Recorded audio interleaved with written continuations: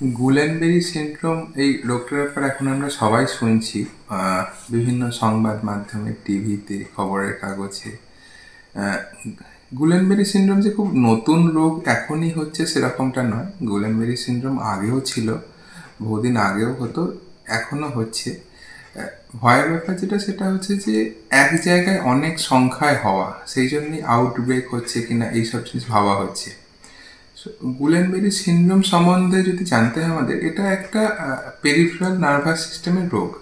Peripheral nerve মানে হচ্ছে মস্তিষ্ক এবং শিরদাঁড়ার ভেতরের যে নার্ভ, সেগুলো বাদ দিয়ে পেরিফেরাল নার্ভ, সেইগুলো এই রোগে খারাপ হয়। মেনলি মোটর উইকনেস, ধরা যায় হাতে পায়ের দুর্বলতা, যেমন ধরুন চপ্পল পরতে গেলে অসুবিধে, অনেক সময় মানুষ দাঁড়াতে গেলে অসুবিধে, ব্যালেন্স পাওয়া যাচ্ছে না, দাঁড়াতে অসুবিধা হচ্ছে, কিংবা হাতের জোর কমে যাচ্ছে, হাত তুলতে গেলে অসুবিধা হচ্ছে। মুখের নার্ভ অনেক ক্ষেত্রে অ্যাফেক্টেড হতে পারে, সেক্ষেত্রে ফুঁ দিতে গেলে, চোখ বন্ধ করতে গেলে অসুবিধে, খাবার গিলতে গেলে, জল খেতে গেলে অসুবিধে, এবং অনেক বাড়াবাড়ি পর্যায়ে পৌঁছলে সেক্ষেত্রে শ্বাসকষ্টের অসুবিধে হতে পারে। কি খুব কমন না হলেও পা অসাড় হয়ে যাওয়া, পায়ে ঝিনঝিন করা, হাত ঝিনঝিন করা, অসাড় হয়ে যাওয়া, ব্যালেন্সের অসুবিধে, এগুলোও গুলেনবেরি সিনড্রোমের লক্ষণ হতে পারে।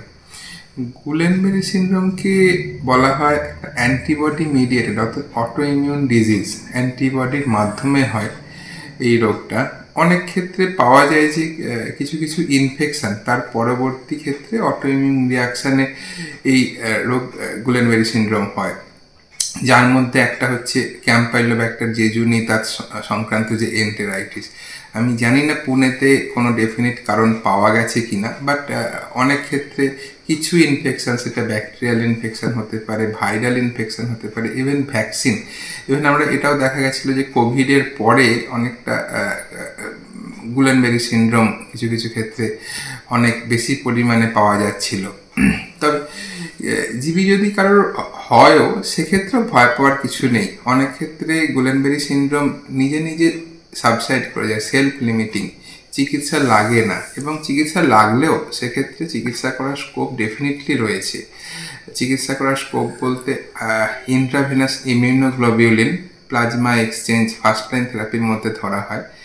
আইভিআইজি অনেক সরকারি জায়গায় বিনা খরচে পাওয়া যায় এবং প্রাইভেটেও পাওয়া যায়। তো চিকিৎসা প্রাইভেটে হয়তো ব্যয়বহুল হতে পারে, হ্যাঁ, বাট চিকিৎসা করার স্কোপ ডেফিনেটলি রয়েছে। যদি কখনো মনে হয় যে এরকম সিমটমস দেখা যাচ্ছে, যে হাতে দুর্বলতা আসছে, পায়ে দুর্বলতা আসছে, দাঁড়াতে গেলে অসুবিধা হচ্ছে, চপ্পল খুলে যাচ্ছে, দাঁড়াতে পারা যাচ্ছে না, পায়ে জোর পাওয়া যাচ্ছে না, খাবার খেতে গেলে অসুবিধা হচ্ছে, তো সেক্ষেত্রে আমাদের ডাক্তারবাবুদের পরামর্শ নিতে হবে। কারণ গুলেনবেরি সিনড্রোম যদি সঠিক সময়ে চিকিৎসা করা যায়, ভালো হয়ে যাওয়ার যথেষ্ট সম্ভাবনা রয়েছে। কিন্তু যদি খুব বাড়াবাড়ির পর্যায়ে পৌঁছয়, যখন শ্বাসকষ্টের অসুবিধে, খাবার গিলতে অসুবিধে, একদম বেড বাউন্ড হয়ে গেছে পেশেন্ট, সেক্ষেত্রে লাইফ রিস্ক তৈরি হয়, ভেন্টিলেশনে যাওয়া এবং সেই সংক্রান্ত আরও কমপ্লিকেশানস, মারা যাওয়ার রিস্ক, সেগুলো তৈরি হতে পারে। অর্থাৎ যখন যদি কখনো সিমটমস কিছু দেখা যাচ্ছে, আমরা বলবো যে ডাক্তারবাবুদের পরামর্শ নিন, নিউরোলজিস্টের পরামর্শ নিন। গুলেনবেরি সিনড্রোম বয়স্কদেরও যেমন হতে পারে, বাচ্চাদেরও হতে পারে, এবং হলে চিকিৎসা করার যথেষ্ট পরিমাণে স্কোপ রয়েছে। গুলেনবেরি নিয়ে ভয় পাওয়ার খুব কিছু নেই, কিন্তু সময় মতো চিকিৎসা করতে হবে, সচেতন হতে হবে। সচেতন হলে গুলেনবেরি সিনড্রোমের চিকিৎসা সম্ভব এবং ভালোও হয়ে যায় বেশিরভাগ ক্ষেত্রে। গুলেনবেরি সিনড্রোম এই রোগটার ব্যাপারে এখন আমরা সবাই শুনছি, বিভিন্ন সংবাদ মাধ্যমে, টিভিতে, খবরের কাগজে।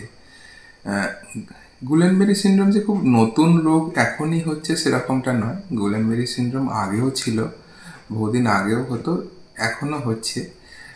ভয়ের ব্যাপার যেটা সেটা হচ্ছে যে এক জায়গায় অনেক সংখ্যায় হওয়া, সেই জন্যই আউটব্রেক হচ্ছে কিনা এইসব জিনিস ভাবা হচ্ছে। গুলেনবেরি সিনড্রোম সম্বন্ধে যদি জানতে হয় আমাদের, এটা একটা পেরিফেরাল নার্ভাস সিস্টেমের রোগ। পেরিফেরাল নার্ভ মানে হচ্ছে মস্তিষ্ক এবং শিরদাঁড়ার ভেতরের যে নার্ভ, সেগুলো বাদ দিয়ে পেরিফেরাল নার্ভ, সেইগুলো এই রোগে খারাপ হয়। মেনলি মোটর উইকনেস, ধরা যায় হাতে পায়ের দুর্বলতা, যেমন ধরুন চপ্পল পরতে গেলে অসুবিধে, অনেক সময় মানুষ দাঁড়াতে গেলে অসুবিধে, ব্যালেন্স পাওয়া যাচ্ছে না, দাঁড়াতে অসুবিধা হচ্ছে, কিংবা হাতের জোর কমে যাচ্ছে, হাত তুলতে গেলে অসুবিধা হচ্ছে। মুখের নার্ভ অনেক ক্ষেত্রে অ্যাফেক্টেড হতে পারে, সেক্ষেত্রে ফুঁ দিতে গেলে, চোখ বন্ধ করতে গেলে অসুবিধে, খাবার গিলতে গেলে, জল খেতে গেলে অসুবিধে, এবং অনেক বাড়াবাড়ি পর্যায়ে পৌঁছলে সেক্ষেত্রে শ্বাসকষ্টের অসুবিধে হতে পারে।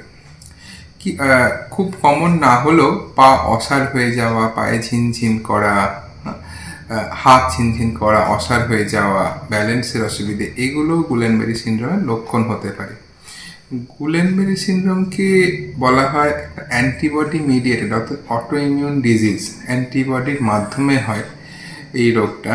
অনেক ক্ষেত্রে পাওয়া যায় যে কিছু কিছু ইনফেকশান, তার পরবর্তী ক্ষেত্রে অটো ইমিউন রিয়াকশানে এই রোগ গুলেনবেরি সিনড্রোম হয়, যার মধ্যে একটা হচ্ছে ক্যাম্পাইলোব্যাক্টার জেজুনি, তার সংক্রান্ত যে এন্টেরাইটিস। আমি জানি না পুনেতে কোনো ডেফিনিট কারণ পাওয়া গেছে কিনা, বাট অনেক ক্ষেত্রে কিছু ইনফেকশান, সেটা ব্যাকটেরিয়াল ইনফেকশান হতে পারে, ভাইরাল ইনফেকশান হতে পারে, ইভেন ভ্যাকসিন।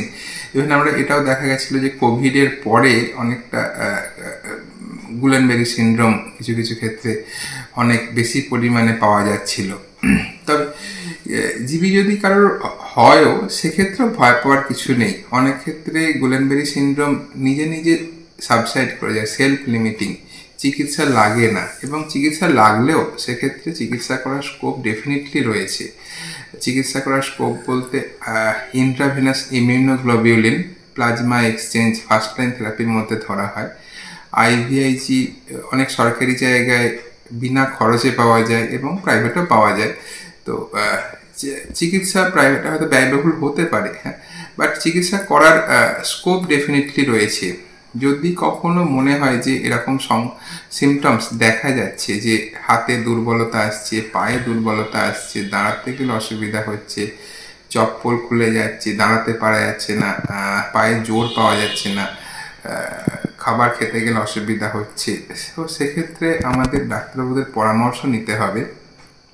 কারণ গুলেনবেরি সিনড্রোম যদি সঠিক সময়ে চিকিৎসা করা যায়, ভালো হয়ে যাওয়ার যথেষ্ট সম্ভাবনা রয়েছে। কিন্তু যদি খুব বাড়াবাড়ির পর্যায়ে পৌঁছয়, যখন শ্বাসকষ্টের অসুবিধে, খাবার গিলতে অসুবিধে, একদম বেড বাউন্ড হয়ে গেছে পেশেন্ট, সেক্ষেত্রে লাইফ রিস্ক তৈরি হয়, ভেন্টিলেশনে যাওয়া এবং সেই সংক্রান্ত আরও কমপ্লিকেশানস, মারা যাওয়ার রিস্ক, সেগুলো তৈরি হতে পারে। অর্থাৎ যখন যদি কখনো সিমটমস কিছু দেখা যাচ্ছে, আমরা বলবো যে ডাক্তারবাবুদের পরামর্শ নিন, নিউরোলজিস্টের পরামর্শ নিন। গুলেনবেরি সিনড্রোম বয়স্কদেরও যেমন হতে পারে, বাচ্চাদেরও হতে পারে, এবং হলে চিকিৎসা করার যথেষ্ট পরিমাণে স্কোপ রয়েছে। গুলেনবেরি নিয়ে ভয় পাওয়ার খুব কিছু নেই, কিন্তু সময় মতো চিকিৎসা করতে হবে, সচেতন হতে হবে।